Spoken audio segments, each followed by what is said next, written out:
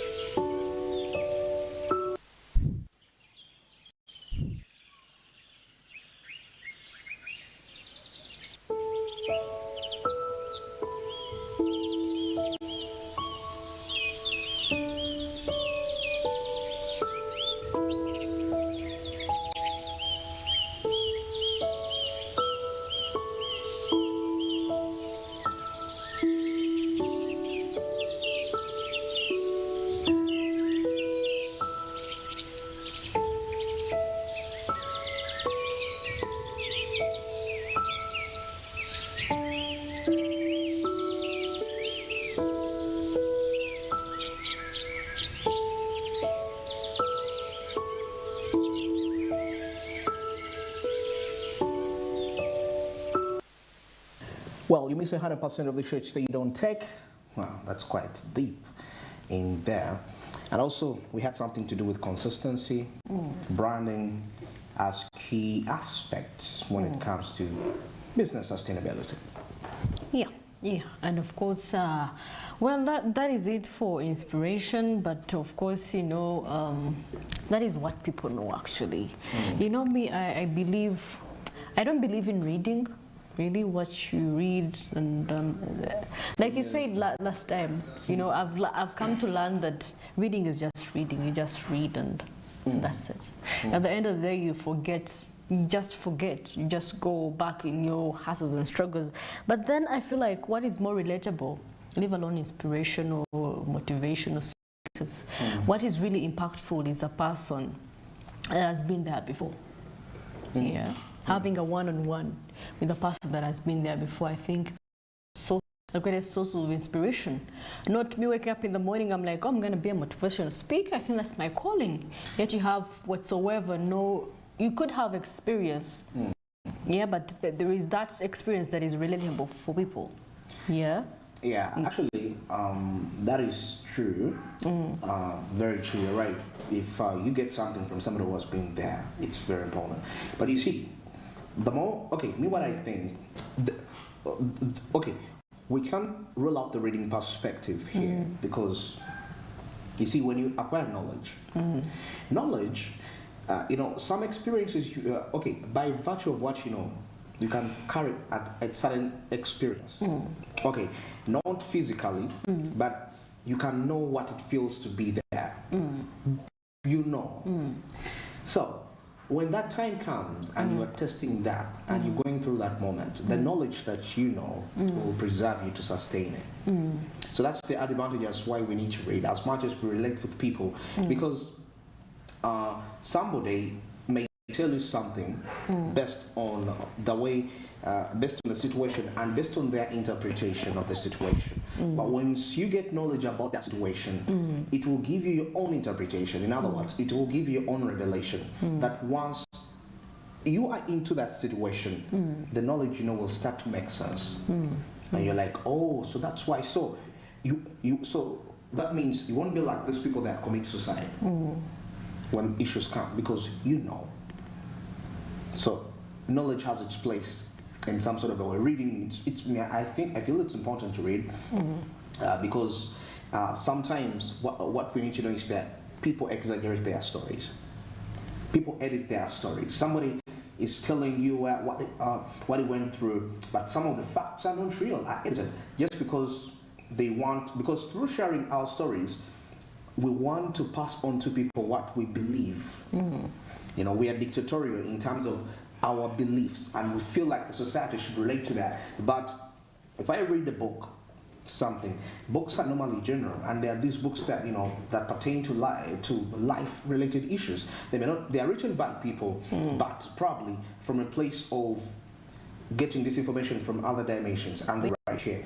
It's not edited information that when you go to experience this scenario, you'll remember that, oh, I read a book about this, and in this book it says that when you're going through such a situation, you need to do this. Because the challenge we have with humanity, we sometimes want to appeal our emotions and beliefs to the people, and sometimes we share our stories from a place of insecurity, and we try to cover up that. There is what they call the other side of the story. That actually it's called the untold story. Yeah, you can come and lie about your testimony, about anything, how you made it in life, but at the end of the day, you don't know that you're literally killing this person you're advising. You're literally killing them, because they're going to face the same situation, and they're literally going to be forced to think like you.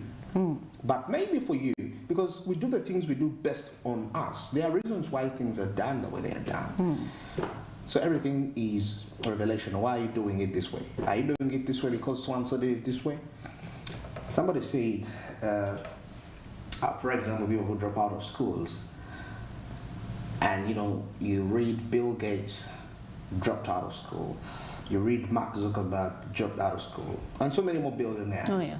And somebody said, and for you are in Africa, you say, hey, I think I should drop out of school and make money. Well, you can't make it. It's okay. You can still make it. But I want you to understand, a Harvard dropout is not compared to a university dropout in Uganda. There's totally a way huge difference in you. So, and the factors that favor their success are not the same. So, you're saying that you want to do the same, but remember, you are in a different environment. So wisdom will tell you that these people are in America with an established system that can make anyone prosper. You are in a system which is a little bit characterized with corruption, favoritism, and so many aspects, which is not going to favor you. You may have to strive your way through, and you may end up even not seeing the success that you really think you will have. And you will die a frustrated man. Why? You didn't have wisdom to know that you did exactly what they did, and you had the knowledge they had, but why didn't you make it? Okay. So it's knowledge and wisdom. That's why I tell you, what the choice I made is dependent on me. It doesn't mean you should do the same choice. I have a reason why I did it that way. So you could also face the same scenario, but don't take my same route. Yeah, just go for it. Some of the people that dropped out of school, like Jay-Z, some of these people didn't really want to, but because at the time, blacks were segregated. And being in school was really tight. And now the only way a black man would make a living and earn himself a fortune was through doing drugs. And as Jay-Z talks about selling drugs all the time, now he's a multi-billionaire and all that. So you're in Uganda, you're also saying you want to do drugs. How sure are you that? Honestly, that's the wisdom we are trying to talk about in here before we do the stuff. Well, that is it for the inspiration moments. But of course, like we told you, today we're discussing matters to do with fashion. Fashion and beauty. Fashion and beauty. Yeah, exactly. Fashion and beauty. I actually, when it comes to fashion and beauty, was actually before we went to the press review, I was telling our viewer right there that fashion and beauty in Uganda has been, for now, because it's no longer maybe you're going to have a magazine or what, but then it's portrayed in many ways. If you've seen different, it's not about the music sometimes, it's about the fashion. Yeah. Yeah, the fashion. And maybe Burna Boy comes putting on this skirt like, I don't know, dress, or I don't know if it's a dress or a skirt or skirting, but I do not know. Yeah, and all of a sudden people are like, oh, so this is it. This is it. So fashion and beauty, yeah. So we have ambassadors of fashion and beauty who are the celebrities. Exactly. Yeah. So once you put, so people have used that avenue, leave alone models. People are no longer using models; they're using celebrities on the red carpets, on the Emmys, on the Grammys. That people are donning on, and they're asking them, "Who are you wearing?" I'm wearing Louis Vuitton. I'm wearing, you know, you get it. So even the makeup, the beauty, the cosmetics, the adverts. Yeah. Yes. So you say celebrity, maybe like Chantel or whichever, Rihanna, using some products, facial products. So I believe the fashion industry is really actually growing in Uganda. You've seen brands. We saw first, before A brands came in place, we had Awori, yeah, which was really good with really fashion and awards, won awards. Then we have A brands. Then we have very many other fashion designers that have come into place. And leave alone where we used to purchase. Now you can go and have your thing custom made. Custom made. Custom made. So fashion in Uganda is really actually growing. And remember the times we used to have tailors. Yeah, you go with a tailor, they measure you with your chitenje, you go. So I believe with the modernization that has come into place with the different creativities, it's no longer the other, you know, tailor that now for you to be a tailor, you have to be more creative. You have to be, you know, you have to be. It's not just about having knowing the basics of basics and all that. You need to have the creativity. The creativity, yeah. So because there's a lot of competition actually in fashion. There's a lot of competition because everywhere you go, someone is dressing someone is putting up something for something. So definitely, but in Africa, I see it's really growing. Some economies are really benefiting from the fashion industry. We see different magazines coming up. Yeah. And of course, when it comes to beauty, we have beauty pageants, yeah? All categories. We saw the curvaceous pageant, the oversized pageant that, you know, that got people talking here in Uganda because it was the first of its kind. Oversized, because we're used to slim, slender models, but then we had to embrace that beauty is cuts across. Cuts across. Yeah, we can have oversized models, we can have also slim models. So I believe fashion nowadays, it doesn't matter how you appear. All that matters is the creativity that you have on your body. When it comes to makeup, when it comes to the clothing that you're wearing, the shoes that you're wearing, I've seen shoes that are like hoof-like. Yeah, and of course with the e-commerce, people are actually able to purchase online. I go on Pinterest. Yeah, this application called Pinterest. I look at the dress, I send it to so one of the designers. I'm like, I want to have such a dress. Like this, yeah. So I believe fashion and beauty is really growing in Africa. And when I was at the women embracing women in entrepreneurship, I saw very many fashionists, many stylists. I was really happy, and of course they came, you know how they're into fashion and they come putting on their unique attire, and you're like, wow, this is really unique. Very unique. Yeah. All right, now just in here, we're getting to understand, because we're looking at this from a broader perspective, from the African perspective, the East African perspective, but also the Ugandan perspective. Now, the fashion industry in Africa is a burgeoning sector with immense potential that is to contribute to economic growth and, most importantly, job creation. Now, in the recent years, the industry has actually experienced significant growth driven by the growing middle class. You realize that growth of any sector, middle class plays a part in contributing to development of a sector. Now, of course, there is also increasing urbanization and the rise in consumer demand for African-made products. You know, culture. Because now you see this afro I have right here, this hair I have right here. You cannot use modern cosmetics because people have different hair types. Really. Yeah, different. So yes, so you need like hair. You need products that can really favor your natural hair, depending on the quality that you have. So definitely, I've seen a lady that has come up with different local, using local raw materials that we have here to make hair products, and you get get oils to put in your hair, and you get nice glowing natural hair. Glowing natural hair. Yeah. So she uses it as an advantage. When something actually works out for her story was it worked out for her. It worked out for her. So she used the same products on a sister, and it worked for her. She was like, you know what?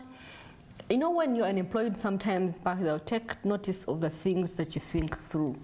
When you take notice of the things that you think through. Yeah, you think, when you think about something, make sure you do it.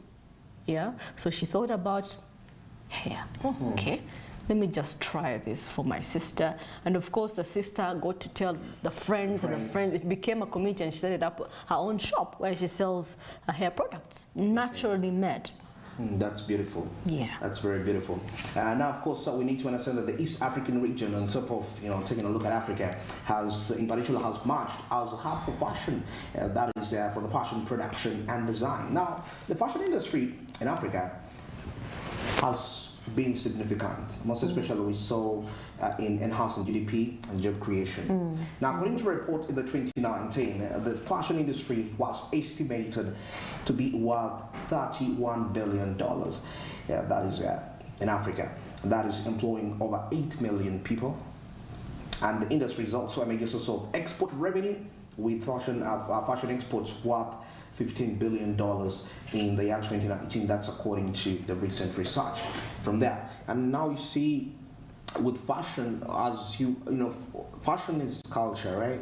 And once you sell culture out there to different countries, definitely you're going to attract even other, other sectors are going to be attracted. You're going to attract other investors to really, because your culture is attracting. So in the process of them being attracted, they make a stake. They come to the country, and that's when they come and they realize, hey, there is also this. Oh, there is also Have this. you actually? And it's have a you cycle. noticed the Maasai? This, what is it called? There is this thing that is it the shawl? What is it called? The shawls, the different colors. That Cow shells. No. So it's a fabric. It's a fabric. When you go to Karamoja, you put it on. Yeah. You see, most guys when they go to Karamoja, they do buy in like large quantities, and of course.